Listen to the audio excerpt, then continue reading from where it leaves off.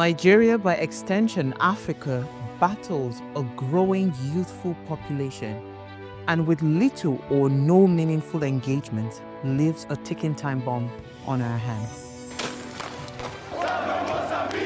We are a blessed continent with great wealth, both in people and material.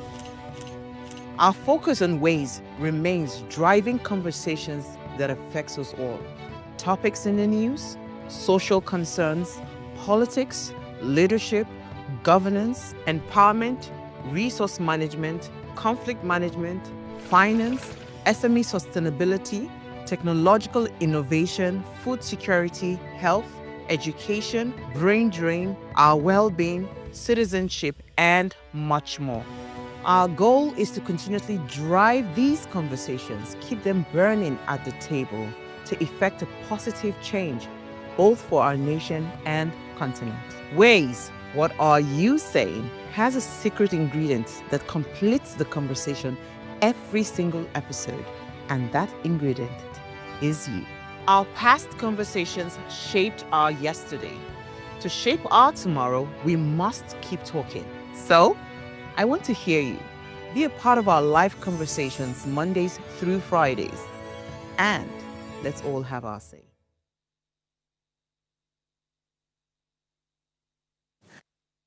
All right, so the unexpected in-flight performance by Fuji icon K1 The Ultimate aboard a Valuejet commercial flight sparked national debates, not just about entertainment, but about accountability.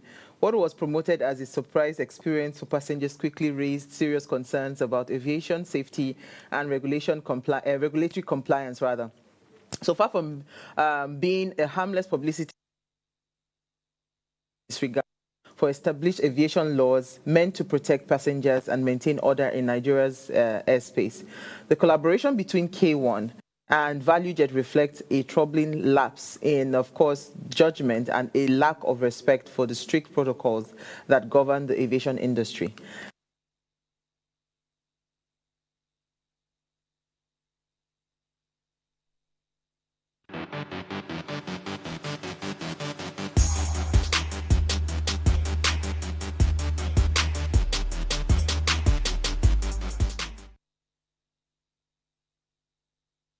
Tell us you're a Nigerian without saying a word. Energy security is one of the most pressing issues for many developing countries like Nigeria. And if there's going to be any meaningful progress, addressing our energy issues is non-negotiable. I need to see light for my house. Make them do something. Band A is expensive. I literally have to turn off all my appliances just to reduce costs. We need light. Introducing the Energy Outlook, your go-to show for everything energy. Every week, we'll bring you the latest insights, innovation, and in-depth analysis of Nigeria's energy sector. From policy discussions to regulatory insights, we'll analyze the key decisions influencing growth and sustainability in the energy sector. We'll bring you the human stories behind the headlines, giving you a personal perspective on the broader energy challenges. Join me every Friday at 6 p.m. for the Energy Outlook, your guide to the future of energy, where energy means business.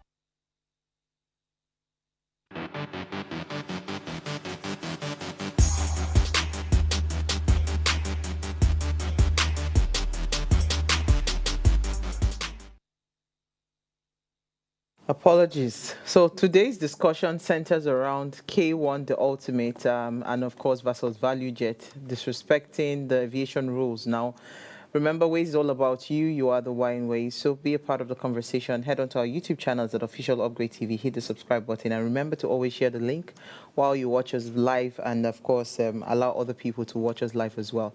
Now, as we open the phone lines, we would love to hear your thoughts on this. As always, let me let you ponder on this quote for today.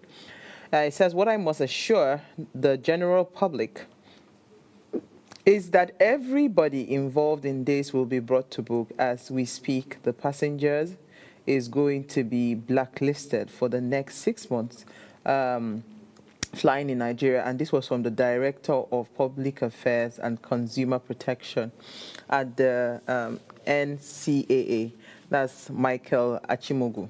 Of course, we'll delve into the conversation around the incident that happened at the with K1, the Ultimate, and of course Valuejet. Now, please, let's take a break. When we come back, I'll let you in on my news interest for the day. Stay with me.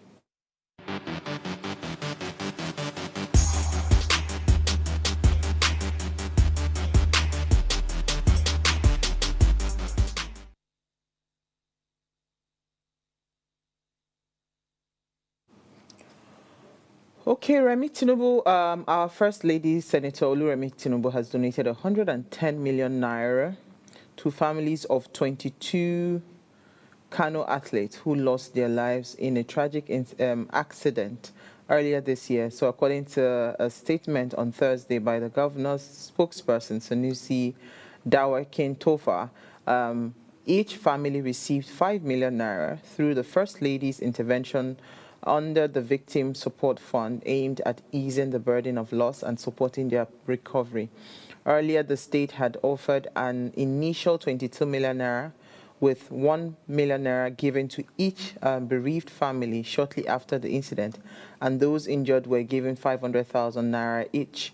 Yusuf expressed deep appreciation to the First Lady, describing her intervention as a clear demonstration of compassion, leadership, and shared humanity. He noted that her support has significantly complemented the state's effort in standing with the victims' family during their moment of grief.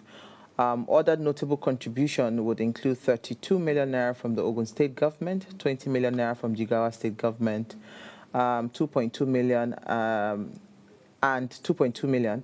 Then also engineer Sagir Kogi, I think that's what he donated. The athlete died in a fatal road crash on Saturday, May the 31st of this year, 2025, near Gadar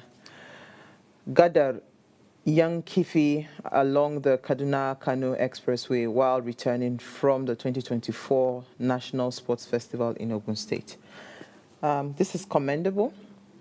I just want to understand the rationale behind 500,000 for those that are injured. What if the injury in terms of like hospital bills and all of that would be much more than that? I don't know what the modalities are, but this is commendable. I don't know if money is truly going to be, what will help to really compensate the loss.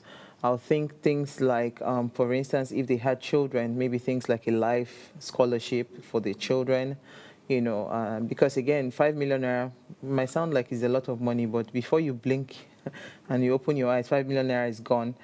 So I think maybe it's just the way I am wired. I'm wired to always think, what is the long-term solution as opposed to short fixes. So when I see monies like this, for me, it just tells me short fix, short fix, short fix. So if what we want to really be doing in Nigeria is want to be finding long-term solutions to some of our challenges. And if we're talking long-term solutions, it means that we're not just talking a one-off 5 million naira.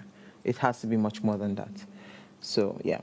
Amnesty International Nigeria has condemned the detention of human rights activists and Sahara Reporters publisher Omoyele Sowore, describing it as arbitrary, and demanding his immediate release. Now, the Nigerian Police Force, through the Inspector General of Police Monitoring Unit, is investigating Sowore over alleged forgery and inciting disturbance. The organization described the charges against him as bogus and politically motivated, urging the authorities to drop all allegations and allow him to exercise his rights to freedom of expression and peaceful assembly without fear of reprisal. Now, the authorities should listen to critics instead of seeking to gag them through outright abuse of power. Nigerian authorities must allow Sowore to freely exercise his right to freedom of expression and peaceful assembly, and the detention has triggered a wave of protest. And again, this was said by Amnesty International. We'll keep following up on the story. I think at this point, Omoyele Sowore is used to these kinds of, arrests and detention and all of that. I am sure that, people are actively working towards, having him released. I don't know how much of a threat he is to this government, though, because, again, I don't know.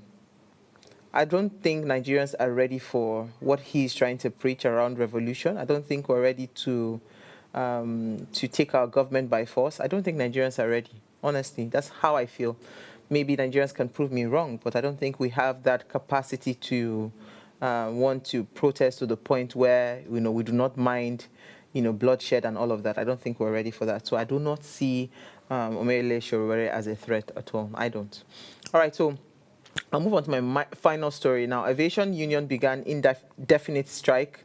A coalition of aviation union has directed all staff of the Nigerian Airspace Management Agency to halt services indefinitely starting Monday, August 11th, over unresolved issues. Now, the decision was announced in a joint notice issued on the 7th of August by 4 major union representing aviation professionals. The union issued a 7-day ultimatum to Minister of Aviation and Aerospace Department, that's Festus Keyamo, over the prolonged delay in implementing a new salary structures for workers under the Nigerian Airspace Management Agency. They also threatened a total withdrawal of services of NAMA workers if issues were not resolved. They also said that this development, is capable of shutting down operations in the country's aviation sector. And they expressed frustration that despite concluding negotiations with management of the Nigerian Airspace Management Agency over 8 months ago and agreed salaries and all of that, none of those things have been implemented. And so this is why they are going on strike. We need to even monitor what is happening with our strike with nurses. So now aviation sector again, it is well. All right, let's go on a break. When we come back from the break, Kwam1 and of course Valuejet will be our conversation. Hopefully we'll have a guest to have this conversation with us. Stay with us, we'll be right back.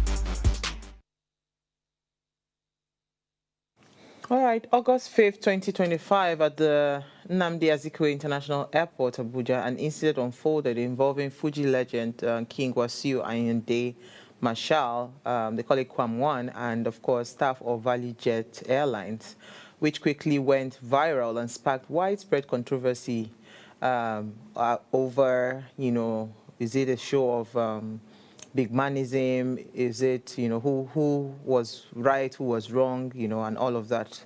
So joining me to unpack this conversation is our guest, he's the General Secretary, Aviation Safety Roundtable Initiative, Olumide Ohunayo. I think I got it right. Hi, Olumide, are you there? Hello? I'm here. Ohunayo. Yeah. Okay. Then I've joined. I was trying to use my Edo tongue to pronounce the name. Thank you so much for joining me this evening. Thank you. Thank you for having me. All right, so let's break down this situation, because first of all, I'm a bit confused, right? Because I'm seeing that it's I was hearing that it's a publicity stunt and all of that. Can you just help us break down what happened, with what's it called, the Fuji musician Kwam1 and Valuejet? What happened? Well, Kwam1, like every other passenger, bought his ticket to fly to Lagos from Abuja on his Valuejet, checked in and proceeded to the boarding area. So for some mysterious reason, he was able to get into the aircraft without flaps and liquid. There was the staff of the airline who were doing the last layout checks. The first layout check is as you're entering into the airport. There's a machine there's a screening machine there that scans. Then thereafter, you have to there's the other one as you want to begin to go into the departure hall. So that's screen machine. Then along the line, the security the airlines, the security the staff of the airline, you also meet them during the last pat down scan, then probably at the foot of the aircraft again. But how he was able to get that flask on board, because the flask got on board, and on board there, that was where the altercation started. And the crew said, well, you cannot travel with this with a liquid.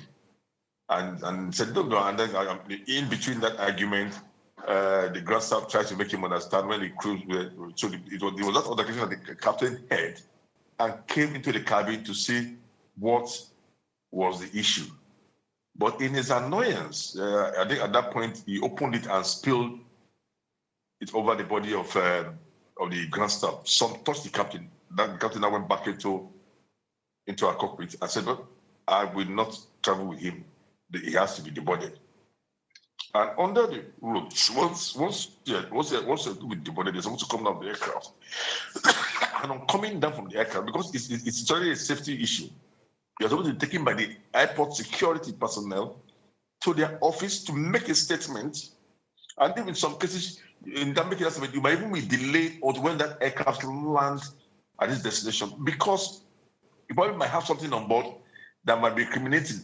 So in some cases, you are held down until the aircraft has landed, and there are no issues. But instead of taking COM1 out of the aircraft and straight into the terminal building, he was at the foot of the aircraft. So it's a mystery why a man that was deboarded was allowed to stand on a tarmac on the airside and by the foot of the aircraft. And if you look at some of the videos that have been going around, he was standing there with his PA, and they were practically pleading with someone who should have been arrested. They were pleading with somebody who should have been handcuffed. You know, because he was not just standing there, he was standing and obstructing the aircraft from moving. And it kept on and on and on and on. As the captain tried to move the system of videos, system of 4 or 5 of those videos, he would go and stand in front of the aircraft. So the captain was avoiding to crush him and his team. So as I was standing up, the people were trying to plead, the ground staff and the speed were trying to plead the district. Then they should move from the foot of the aircraft. That he didn't do. And then when the lady now lost it, which was a pilot, but when he had a little chance, he just revved the aircraft. And you could notice that if you have seen that video, that if he had not docked, he probably would not be alive today. He probably have been taken to Djibouti for burial rights, according to Islamic rights. But that happened yesterday. Because I'm sure if that thing had hit him at the back of his head, the wings at that speed was coming, and that thing was going to survive it. So he docked, and the aircraft went, and he was later taken into the fan security house for some briefing and take care of notes and making statements. And that was how it is until when reaction started. The first reaction was for the NCA to suspend the pilot's license. The airline itself removed the pilot, the captain and the FO removed them.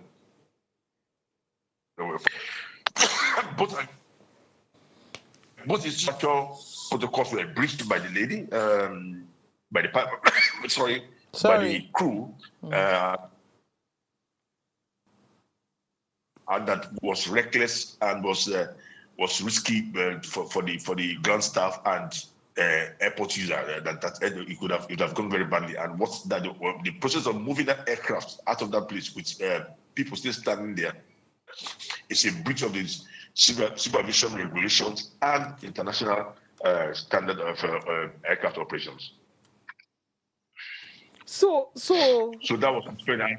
Then later today, the minister directed the NCA to also that the two parties were guilty, and if the pilots are going on suspension based on the preliminary reports, then COM1 should be on the no-fly list in the next 6 months, pending the outcome of the investigations. Okay, so now sorry about your cold.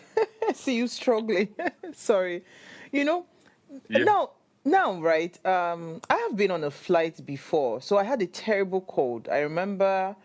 So I had gotten before leaving Nigeria because it was an international flight. I had gotten this night nurse, the night nurse. I had gotten that, and actually from Nigeria, I flew to the UK.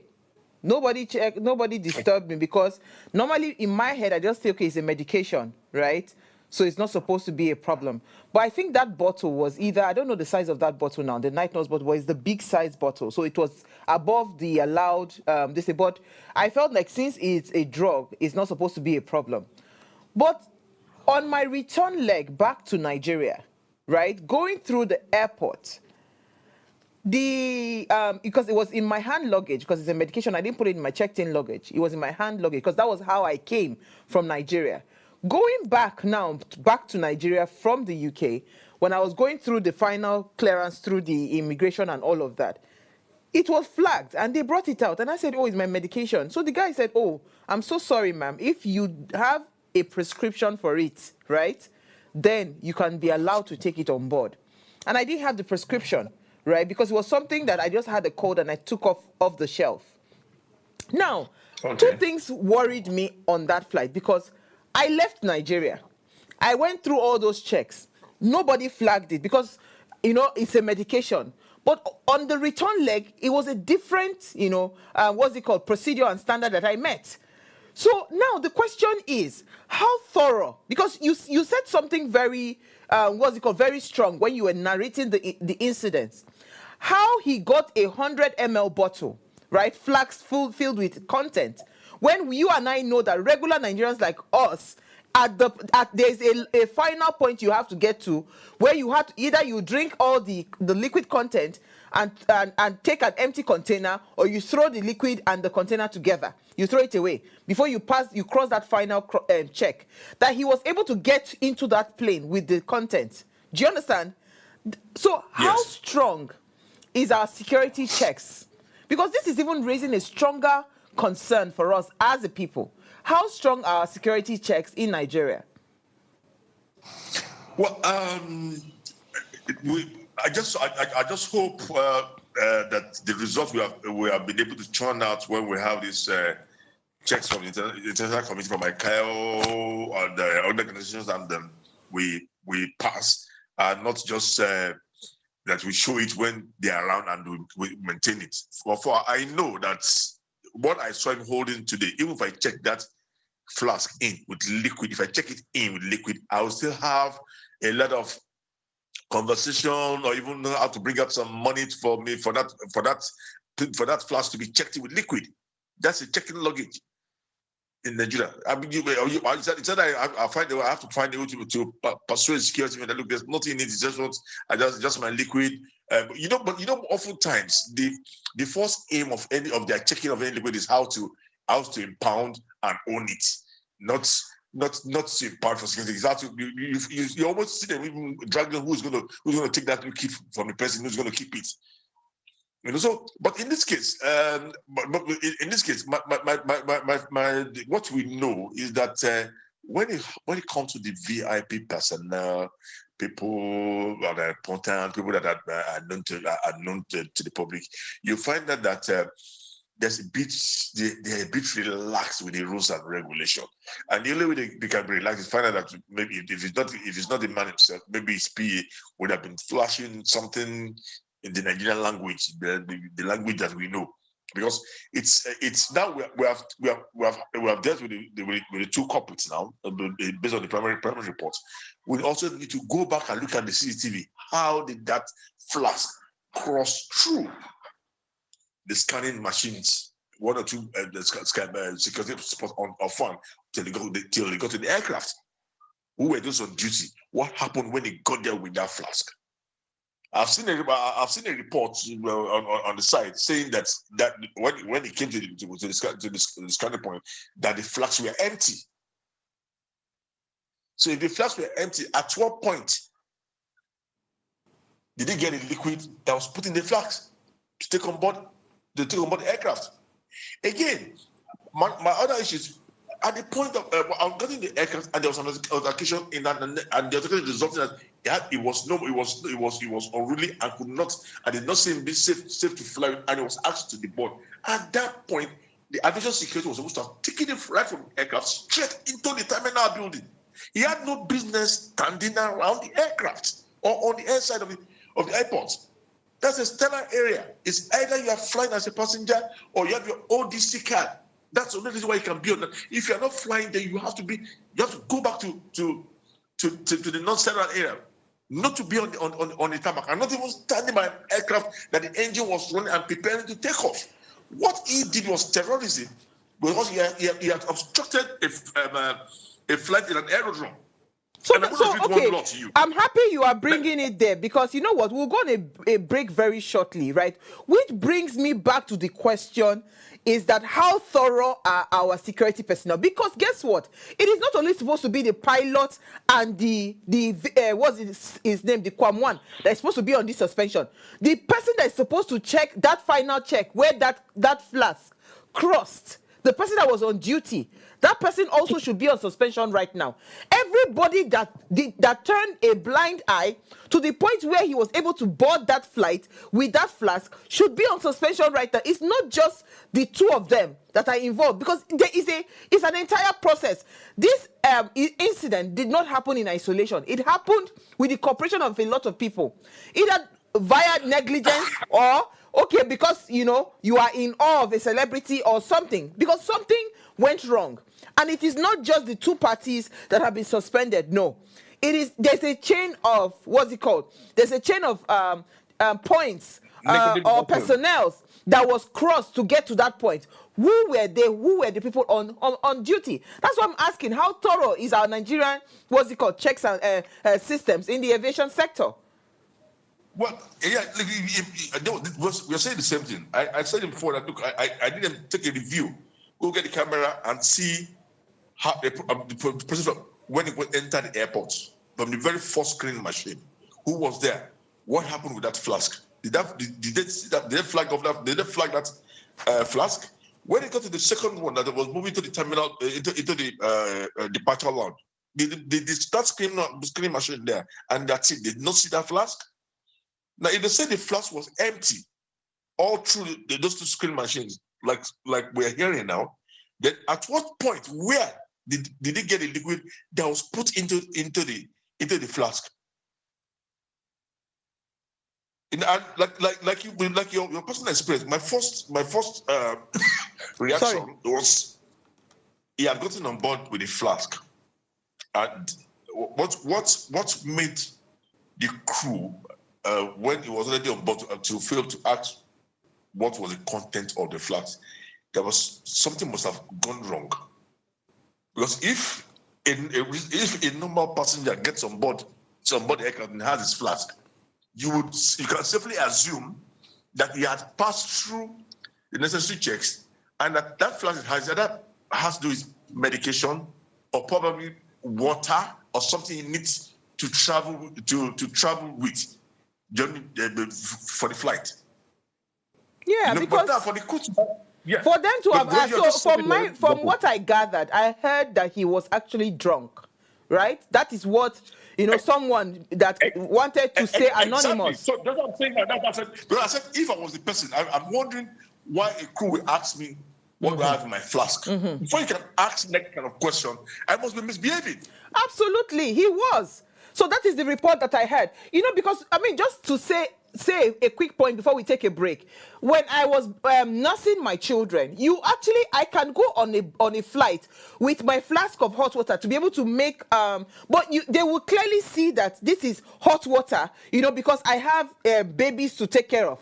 You are trying to make maybe their milk or something. If you are a nursing mother and you have all of those things, people don't really disturb you. But in this case, he was heavily drunk, according to the report that I gathered, and he was misbehaving. And that was what even led to the questioning of the content of that flask in the first place. But let's go on a break, because I want to ask a question around this 6 months, the 6 months suspension. If that is even enough. Stay with us, we'll be right back.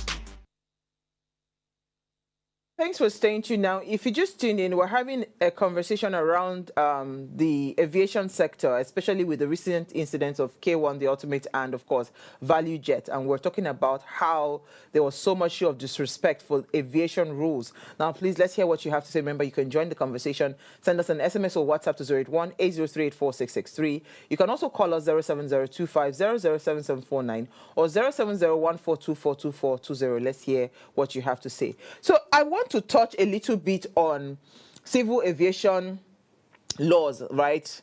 Because now, as it stands, 6 months suspension, revoking of the license of the pilot, or is it suspension of his license or her license, rather, in this case, right? Is that enough? You know, especially, let's even stick to the what's his name, Kwamwan. Because there is an act, I read it because I posted this on social media earlier today.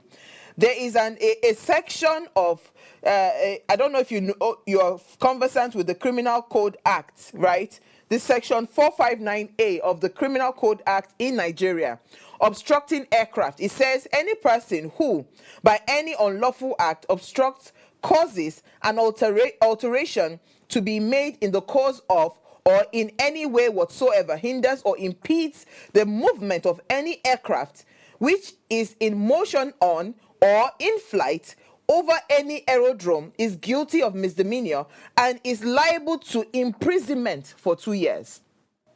So is a 6-month suspension, is that enough punishment for what he's done? Because like you rightly said, if not for the mercies of God, somebody would have been severely hospitalized, right, in critical condition. If anything had happened, and that is why I commend the aviation minister and the NCAA for suspending the license of that pilot as well. Because no matter how much she was provoked, she shouldn't have moved that aircraft, because the casualty would have been really grave if anything had happened.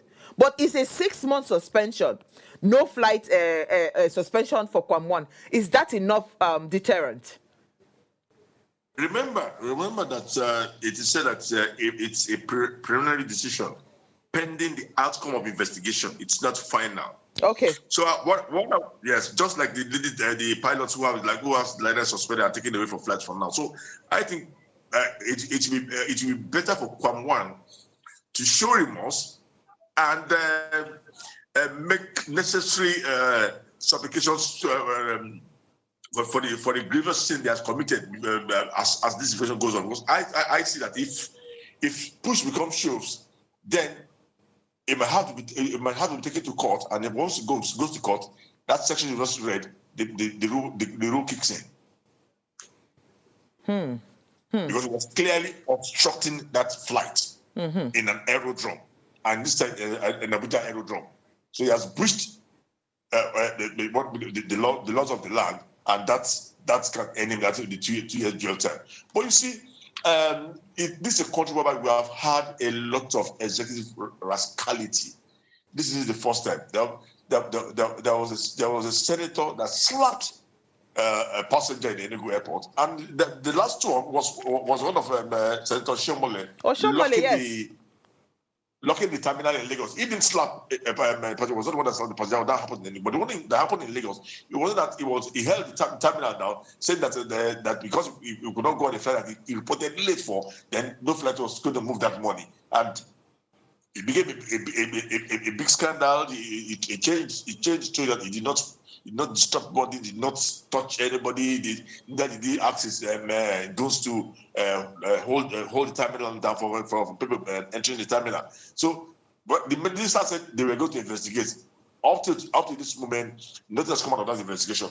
But it was one of the things we raised the land that look, this investigation is meant to kill this story, and once you kill it, another executive will use this same window to commit another crime against civil aviation. They use that to obstruct other passengers from having their flight. What he did today, he delayed that flight from taking off. He delayed that flight from taking off. And there's a cost to that delay, both to the passenger and to the airline itself. So I am happy that swiftly today, this time around, I was thinking we're going to go through that again, we'll be investigating. But I'm happy swiftly they come up with no flight this for 6 months pending the outcome of the investigation. And this will tell all their VIPs that look, You can go to the Oshodi and slug it out. You can go to railway terminals and lock the gate. But for civil aviation, it's a different kettle of fish. There's a law, both the law of the land and the civil aviation regulations. It's the laws has always been there. They're not, nobody's bringing any new. The laws have always been there. But the problem also have is implementation. It can only be implemented against you and I. But when it comes to the executives, when it comes to the big men, the less bypass or the set of the committee that will never sit. But I'm happy that they're going to use command to start this process of showing that everybody is equal before the law. You cannot commit any infraction in civil aviation space without paying the price. Because I can tell you, if what Kwam did today was done by an ordinary person or done someone like me or you, from the aircraft, they would have mashed that person. I would have been chilling the kirikiri by now. You would not even have the chance to stand around an aircraft that the engine was running. What was on? You would have taken straight to into the security office of FAN. And you go here and start making statements. If they are not satisfied, they're taking to the police station. They want between local and international airports. That's the airport police command. They're taking you there for further processing. And once you get to that place, it is from there the court process starts. So I'm happy it has happened now. Kwam should realize that you can be the mistral of Mr. President, but you are not above the rules and rules guiding the Nigerian civil aviation. Okay, so tell me, Olumide, because let's try to now paint a different scenario. What would you have done if you were in this position and you were Valuejet? What would you have done? It depends. If I was the pilot, yes, what I would have done at that point, because there's no way I would allow the engine to keep running with about 4 or 5% right in front of the aircraft. So it's either I would have put up the engine and shut down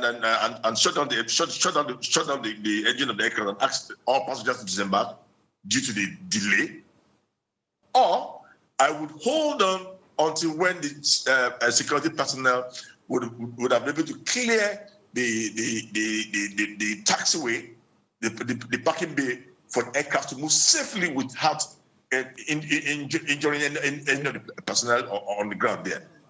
If you look at that aircraft, it was just because the engine was up there. Suppose it was the engine with lower, the ones that are lower, they are close to the ground, any of the big jets. They probably have sucked someone in from the engine blast.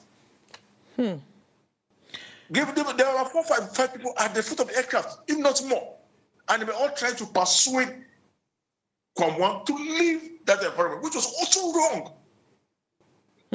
Kwam, from leaving the aircraft, should have, at that point, he was no more a passenger. He was now an unruly one. And it was a threat to the safety of everybody. Both the pilot and the passengers. So on the body knee, he was supposed to be taken straight into the security section of the airport to process, document it, and if they're not satisfied, they move for prosecution by taking to the Nigerian police. But if it can also be resolved within the fire security, if you make some promises, if you show remorse, apologies, and others, yes, it's within the power to use their discretion. But you see what he did? While he was there, he was making calls all over the place, thinking the calls were going to stop the flight. But this is what we've seen. Was the owner of the airline. Over the years, right? Some airlines have been very, how do I put it? You will just be unnecessarily delayed, and all of a sudden they will tell you that, oh, it was one big man that they were waiting for, that finally came. You literally can halt the entire itinerary of everybody. That's what has been happening in the past. So if you are very active on social media, even last week, they recently launched Enugu Air. The passengers were delayed because the deputy governor from another state was coming on that flight, and they had to wait for him. And immediately the passengers brought out their phone and started tweeting. So this is what we're saying, right? How do we start to ensure? Because Nigeria is part of the, what do they call this thing? The ICAO, that's the International Civil Aviation Organization. So Yes. the rules that are supposed to govern us, right? It shouldn't be based on Nigerian standard. Why are we still having the Nigerian factor affecting aviation in Nigeria? Because how, where on earth will it happen that they say that, yes, I've heard a time, I was in Paris, where they blocked the airspace, right? And that was because, I think, was it Donald Trump that was coming into Paris then, right? I've been in that situation where the entire airspace was shut down because the president of the United States was coming into Paris. But all these things, you know, at least it will be announced. Not that it is you're waiting for somebody because the person is a big man. If we continue to do like that, how do we start to then sensitize the entire aviation sector? How do we do that? Yeah, you see, the truth is, for airlines that delay their flight because of a particular passenger, it has nothing to do with the regulator, ICAO, or even NCAA or FAD. It has to do with the airline itself. And the only way that airline can be punished for such action is for passengers to take a walk the next time or that day. So because I'm happy now that the NCAA is not coming up with the list of on-time departure of different airlines. They're coming up with them. They're repeating up for passengers to see monthly statistics of those who of the flight departure, those who went on time, those who delayed, those who canceled. So if passengers are aware that a particular airline is often delayed, a particular airline often cancelled, they will definitely take a walk. And that is the beauty of having numerous airlines. The days where you will hold passengers to ransom are gone. With the advent of social media, with the ability to quickly disseminate information, I am sure if Kwamwon has remembered that today that the social media has a lot of effect rather than the crowd that sings praises for when at the Fuji dance floor. He would have thought twice before embarking on what he did today. The video was so evidential and has really put him in trouble. He cannot put his speech with. I saw the press release from his PA, and I laughed and said, who does he think is telling this story where everybody's looking at the video and saw all that happened? You were moving as the plane was trying to get to the side, you are following the nose of the aircraft. In fact, that one that he ran under the aircraft, I say, hey. But let me ask a question now. Speaking about the fact that today we are in a world of social media. He didn't run under the aircraft. He docked. Because at that was the point the pilot read and was about, if he had stood straight, he would have been late. Okay, let me ask a question because you touched something that I was heading to, right? Around the people. Now, if, for instance, now, the passengers that were on board that flight, how can they fight for justice? Because their own time was also affected. They were also part of the victim of this situation, right? Even if, let's even say that, okay, Valuejet decides to say they want to forgive Kwamwan tomorrow. How do the passengers ensure that they find justice and this kind of incident does not repeat itself again? Because I feel like this was grandstanding. This was a show of, I want to show you that I know Mr. President and he calls my phone number. That's all I see. Because if not, it's not me that can stop an aircraft. I would have been chilling in Kirikiri by now. So how do the people that were on board that flight, how do they ensure that this case is not swept under the carpet? The option before them is they might write to the NCA and ask for compensation from the airline. They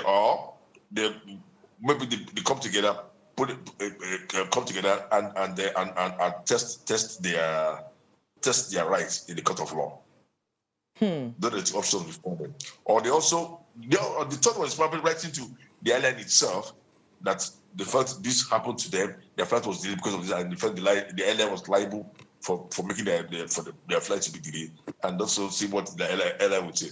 But I know for this particular case, the airline itself is not solely liable.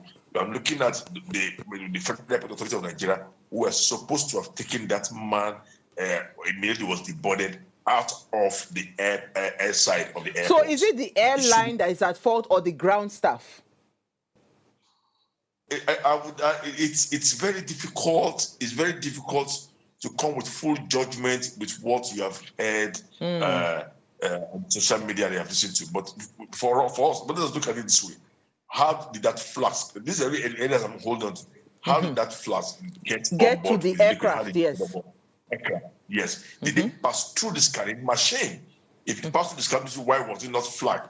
If it was not flagged, then those who were at the scanning machine need to tell us what happened. And it should be part of this preliminary program of suspending people pending the outcome of the investigation. That's one part. The second part is you came on board the aircraft.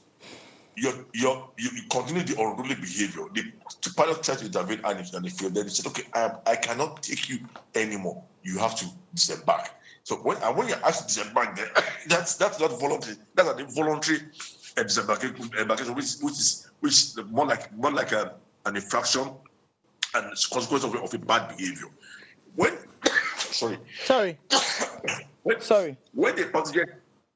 the passenger is forced to disembark, the airport security are called in. Not just the airline security now. The airline is no security, but airport security are called in. The owners of the airport are called in to come and facilitate the implementation of the airline security. So at that point, when the foreign security will come on board to take him out, they are not taking custody of this passenger and are supposed to lead that passenger to the terminal building. He had no business loitering around that part. So let me ask a quick question, because now that you are saying that you will still have to... Before you ask, please. I was surprised they were pleading with him when they should have even put a handcuff on him. I saw the guy pleading. They are no reason pleading. So maybe they heard him say, hey, I saw you, I'm here. Maybe that's what they heard. And everybody panicked. They are no reason pleading. That's what I'm saying now, because the president called him when he lost his, I think it was his mom, right? So that he posted it on social. So he wants to show them that I have the president on speed dial. You understand? And of course, in Nigeria, once there's a big man, there's problem. And this is why I wanted to ask this question before we run out of time. Is it possible based on airport activities? I have flown private before, and I know I was still scanned, but I cannot recall. The VIPs or VVIPs that go through airports, be it they are going into a private jet or they are going into a commercial jet, do they get scanned? Is there any possibility that some of them they completely bypass the entire airport security?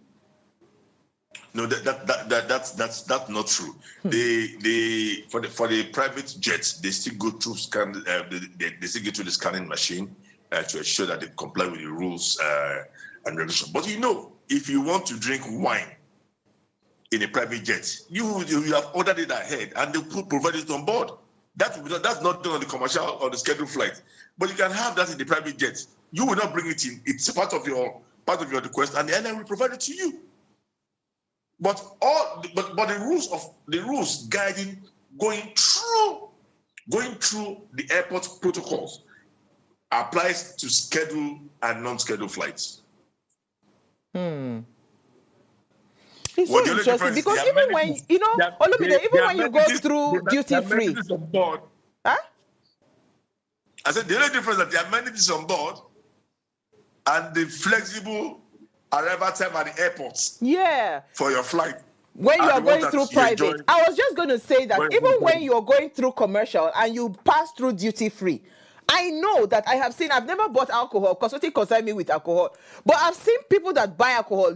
From the duty free, there's a special way they wrap they package the alcohol just to be able to give clearance to the to the people at the entrance of the aircraft to tell them that okay, you didn't bring the bottle from somewhere, it was bought within the duty free region. Like these things are just, I don't understand how somebody would just wake up and think you are above the law, because for me this is just the height of lawlessness and unruliness rather, right? Because if not, these rules are everywhere. When you go abroad, you comply with the rules. Why is it so difficult for us to be able to comply with the rules within Nigeria? It makes no sense.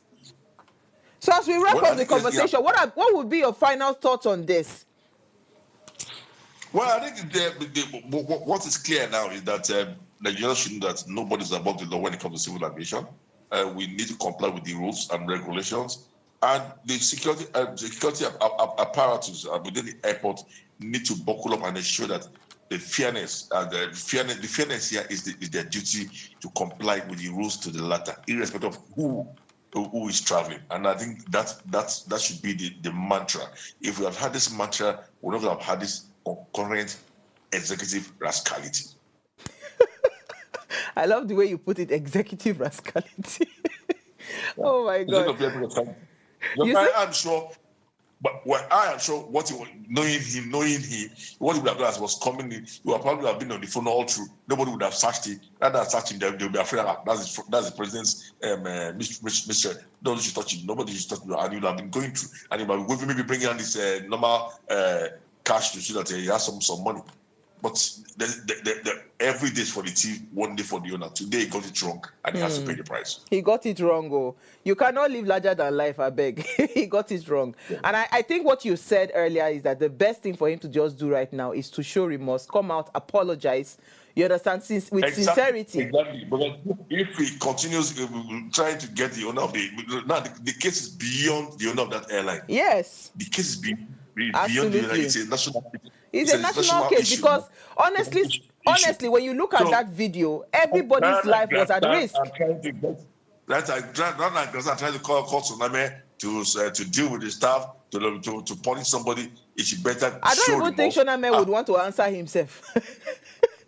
Well, if you see some of the voice notes that we heard, I don't know from Shoname, but the voice note we heard was that he was supposed to. They provided that they apologized to him. They provided him with a PJ to fly with, but he was still with the fan security then, so he could not go on the PJ. But later flew on the same Valuejet around 7 p.m. later in the day back to Lagos. So irrespective of that, he still got sanctioned, and I'm sure if he does not show remorse, apologize, and promise to comply with the regulatory authorities and the regulation of civil aviation, he will get the other punishment, which is by being prosecuted. Oh, that's crazy. That's crazy. I wouldn't, you know what? I think we are part of the problem in this country, Sha. Let me just leave it there. Because honestly, why would they even provide a private jet or provide any flight for him at all? Do you understand? You should also... Go ahead. You know, I think there's a need to... There are two things there. The story might not be true. Mm-hmm. And also, if it is true, the owner might not have gotten the full picture, the clearer picture of what happened. As at the time, all the while he was on that tarmac, he was making calls all through. Mm-hmm. All the while he was trying to stop the aircraft, he was making calls all through. So let us just leave it that way. That they've shown the owner that this is not your personal car, this is not your private jet, this is a civil aircraft that must comply with civil aviation regulations. So it's beyond you as owner. He has broken one of the rules of private jet. This is a civil aircraft that must comply with civil aviation regulations. So it's beyond you as owner. He has broken one of the rules of